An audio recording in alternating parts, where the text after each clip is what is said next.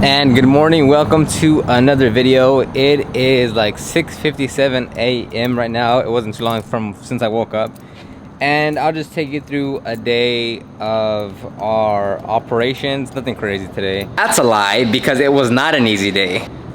We have one car here at the shop which is getting a wash and wax and full interior cleaning. It's on a Mustang, but it's gonna be like $600.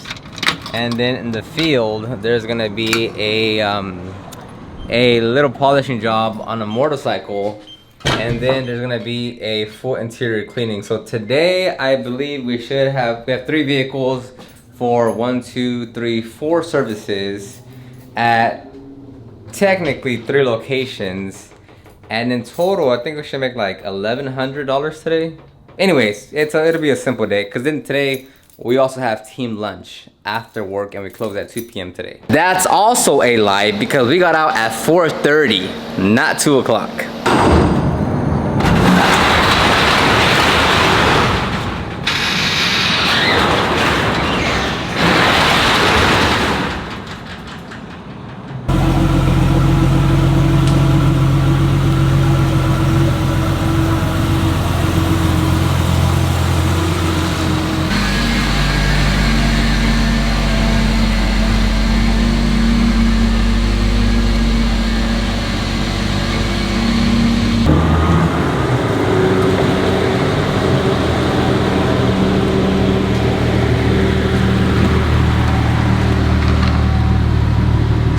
So depending on if we have a mobile job, depending how far that mobile job is, will dictate what time the mobile team gets here. So for instance, the way we tell them to come in is we say the van has to roll out by 8:30. So if you want to show up at 8:25, if you want to show up at 8:15, if you want to show up at 8 a.m., that's on you, but the van has to roll out by 8:30 or whatever time. So that's like, you're not arriving at 8:30, the van is rolling out at 8:30. Very big difference. So now I'm gonna open up the back door, and it's like 7:10 now. Lex will get here like at 8. The mobile team will get here like at 8:30-ish. I forgot what time they're supposed to roll out, but I'll go ahead and get started because I have a call. Oh man, I have a call at 9 a.m. So I want to get some level of work done before I just sit down in the office and just talk on the phone. So that's why I wanted to come in a little early and start. Well, I come in early most of the time, but come in early and start on this vehicle. So this vehicle is coming in for a wash and wax, full interior cleaning, and engine cleaning, I believe. Except there's a bunch of overspray, so this is more of an overspray removal. For the outside, I think it's $350 in total. The inside is $260, and then the engine is $80. So if you can compute that in your head real quick, I think that's like 6 something. So this will take all day, primarily because of overspray. It's not that difficult. It comes off easily with a clay bar, and it's coming off easy with some Citro degreaser. So not that it's like overly complex. It's just gonna take a long time because it's literally everywhere. Like, it is very, very, very, very. Can you hear that? It is very, very aggressive on there. As far as like, it is very, like, there's a bunch of overspray. Can you hear this? That's all overspray, and that's across the entire vehicle. So not difficult, it's just gonna take a while because there's so much overspray.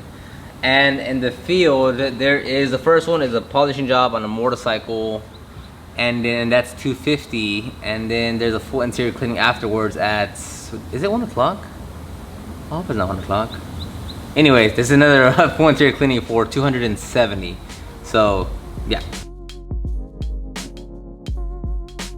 So as far as removing the overspray, it was pretty simple. We're using a Citro degreaser to kind of lessen the amount of overspray, because if you went directly with the clay bar, it was just way too much on the front end to be effective with the clay bar. So we first used the Citro degreaser to remove at least a light layer of the overspray. That way we can like break into the paint and actually start claying.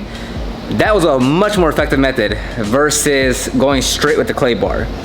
Also on the windshield, we're using a razor blade to get like 80% of it off, and then the rest is gonna be clayed with the clay bar.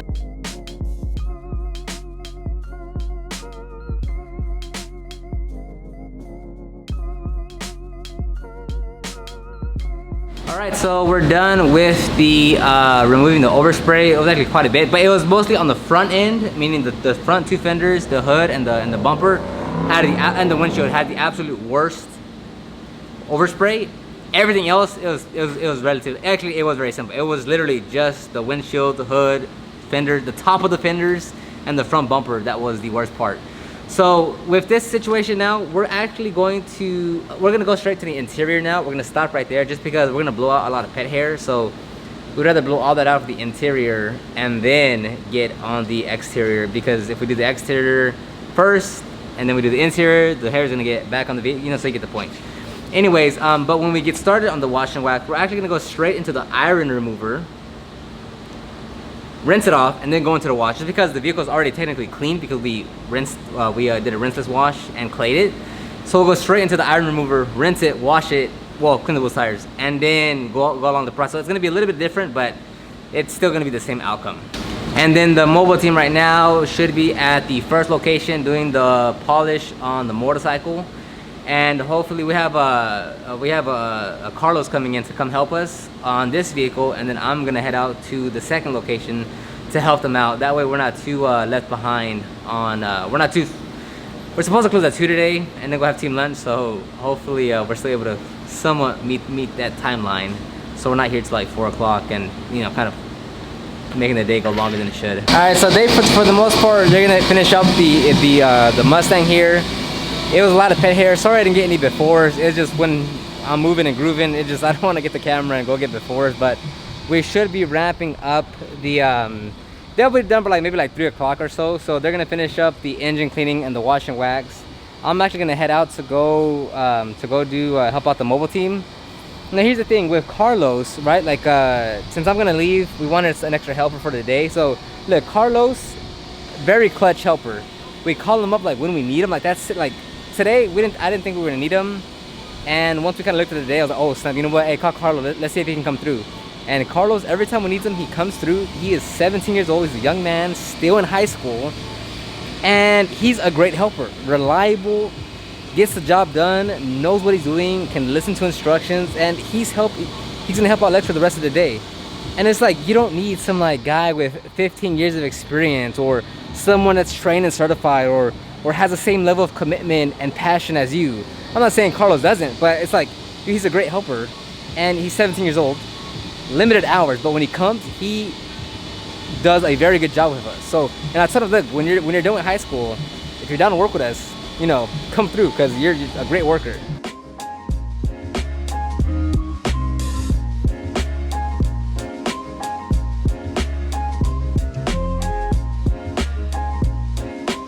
So here on the job site, we actually got rained on.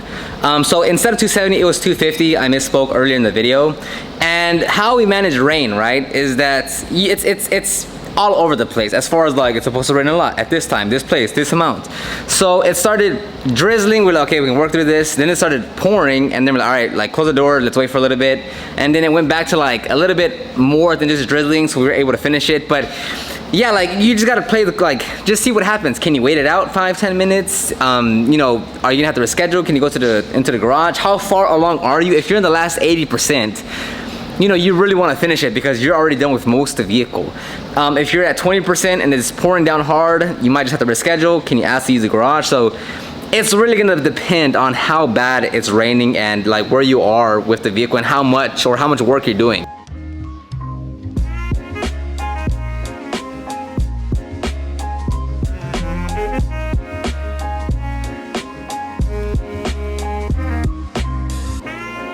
Yes, there's a big downside to using the floor mat, to using the wash mat, to not having a drain, is we take a lot of time cleaning up afterwards whenever we use a pressure washer. But look, it is what it is. We don't complain. We just get it done. We're gonna finish up here, and then we're gonna go to team lunch afterwards. So in total for the day, it was $690 for the Mustang, which that took all day. Then we had the first vehicle, well, motorcycle, which was $250, I believe. And then the second vehicle in the field was $250. So if you can compute that in your little noggin, that puts you at $690, $790, $890, $990, $1090, I don't know, like $1,100, I don't know. I'll put it on the screen. Anyways, let me know if you have any comments, questions, concerns about our day.